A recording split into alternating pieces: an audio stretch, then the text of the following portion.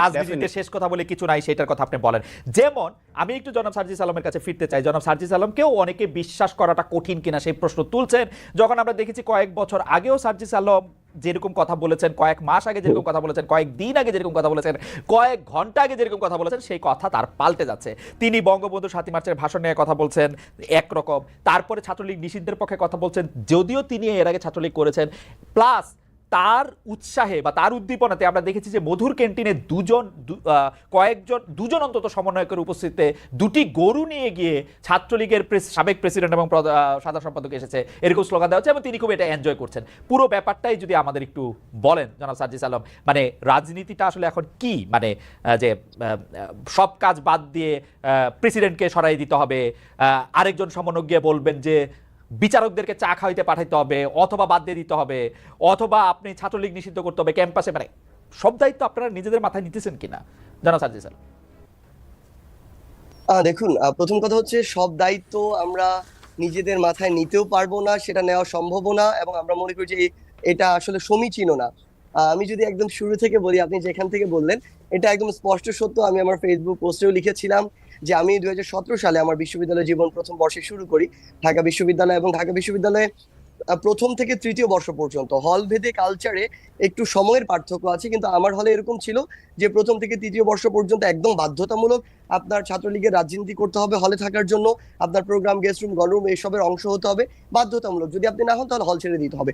দুইটার একটা, মাঝখানে কোনো অপশনই নাই। এটা নিয়ে কোনোদিন বিশ্ববিদ্যালয় প্রশাসন কথা বলেনি, এটা নিয়ে কোনোদিন তখনকার ফ্যাসিস্ট সরকার কথা বলেনি, কেউই বলেনি। যাকেই বলা হয়েছে তারা এই কোশ্চেন গুলোকে স্কিপ করে গিয়েছে। বরং আমরা আমাদের জায়গা থেকে দেখেছি ওই সিস্টেমের ভিতরে থেকে কিছু ছেলে যখন থার্ড ইয়ারে ফোর্থ ইয়ারে উঠতো, একটু সাহস আসতো, ওই জায়গা থেকে এই সিস্টেম গুলো নিয়ে ধীরে ধীরে তারা গঠনমূলক কিছু লেখার চেষ্টা করতো। আমি 2019 সালে যখন আমার হল সংসদে ছাত্রদের দ্বারা নির্বাচিত হই প্রতিনিধি হিসেবে, তখন আমার মধ্যে আলাদা একটা আত্মবিশ্বাস আসে। তখন আমার মনে হয় যে আমাকে এত স্টুডেন্ট যে ভোট দিয়ে তাদের প্রতিনিধি নির্বাচিত করেছে, তাদের প্রতি আমার একটা দায় আছে, তাদের প্রতি আমার একটা জবাবদিহিতা আছে।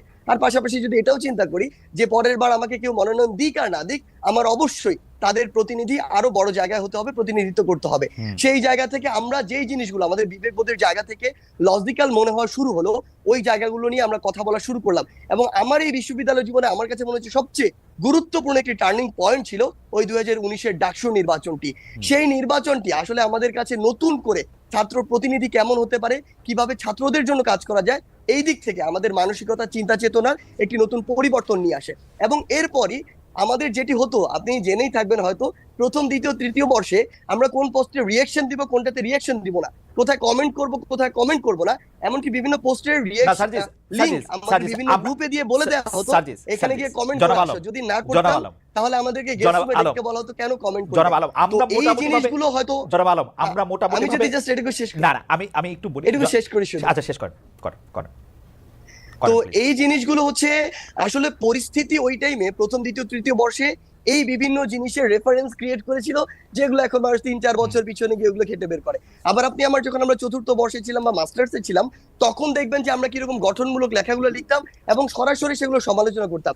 এবং সর্বশেষ 24-এর ইলেকশনে আমি বাড়িতে থেকেও ভোট দিতে যাইনি, এটি আমার ফেসবুক পোস্টে বলেছিলাম, এবং আমি স্পষ্ট করে বলেছিলাম যে আমাদের মতো ভীরু, কাপুরুষ এবং স্বার্থপর মানুষ এর চেয়ে বেটার রাষ্ট্র ব্যবস্থা ডিজার্ভ করে না। কারণ তখনও আমরা সরাসরি এটির বিরোধিতা না করে এটির বিভিন্ন ভাবে ভালো দিকগুলো তুলে ধরছিলাম, সুন্দর গণতন্ত্র আইনের কথা বলছিলাম।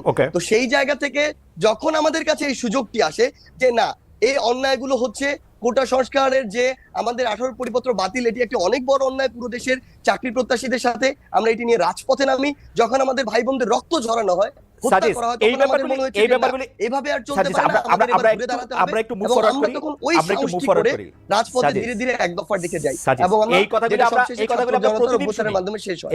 প্রতিদিন শুনি, পড়ি, শুনতে ভালো লাগে, কিন্তু সময় একটু কনস্ট্যান্ট আছে। আমি সোজা প্রশ্নে আসি।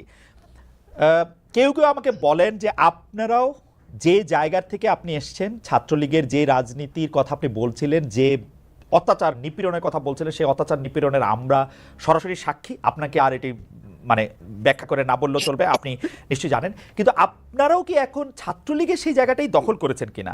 আপনারাই কি এখন একটা শোডাউন ভিত্তিক একটা জায়গায় আপনারা নিজেদেরকে দেখতে চান কিনা? সেই জন্য যত রকম মানে আপনাকে দেখা যায়, আপনি বা হাসনাত বা নাহিদ বা মাহফুজ এত চমৎকার করে কথা বলেন, কিন্তু অন্য সময় দেখা যায় যে আপনারা প্রায় একে হুমকি দিচ্ছেন, তাকে ধমকি দিচ্ছেন, তাকে বলছেন যে এখান থেকে বাদ করে দিবেন, এটা করে দিবেন। এরকম কেন? মানে এই শোডাউনের একটা প্রক্রিয়া কিন্তু আপনারা চালু রেখেছেন, মানে এটা কেন? মানে এরকম না হইলে আমরা যারা আপনাদের সাবজেক্ট আছি আমাদেরকে আপনারা শাসন করতে পারেন না, মানে আপনাদের একজন প্রভুর জায়গায় যাইতে হয়, ছাত্রলীগ আওয়ামী লীগের মতোই। বা সায়ন থেকে যখন বলবো তখন বলবো বিএনপি বা তার সহযোগী সংগঠনের মতোই।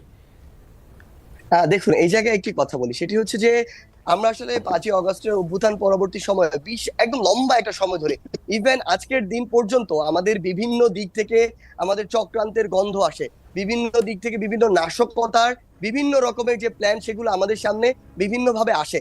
এবং সবচেয়ে বড় কথাটি হচ্ছে যে এই যে অপশক্তিটি মনে করে আমরা যখন একটু শান্ত হয়ে যাই তখন মনে করে যে সকল ছাত্র জনতা আবার ঘরে ফিরে গিয়েছে, ক্লাসে ফিরে গিয়েছে। এবং ওই সময়টিতে তারা এমন ভাবে, আমরা দেখেছি সচিবালয়, আপনি নিজে দেখেছেন, আমরা হাইকোর্টে দেখেছি, আমরা বিভিন্ন জায়গায় এটি দেখি, আমরা গার্মেন্টস কর্মী আমরা সাভারের দিকে দেখেছি, তারা বিভিন্নভাবে বিভিন্ন রূপে ফিরে আসে। এবং তখন ফিরে আসে যখন দেখে আমরা কিছুটা শান্ত হয়ে গিয়েছি। তখন ওই যে আমাদের 3 অগস্ট কিংবা 18-19 জুলাই কিংবা 5 অগস্টের যে হুঙ্কার দিয়ে রাজপথে থাকা, রাজপথে নামা, ঠিক ওইভাবে আসতে হয়। কিন্তু সত্যি কথা এটি যে আমরা আসলে ওইভাবে আসতে চাই না, এবং আমরা চাই ধীরে ধীরে যে বিষয়গুলো সংস্কার প্রয়োজন, রাষ্ট্রের স্বার্থে এখনই যে বিষয়গুলোতে কাজ করা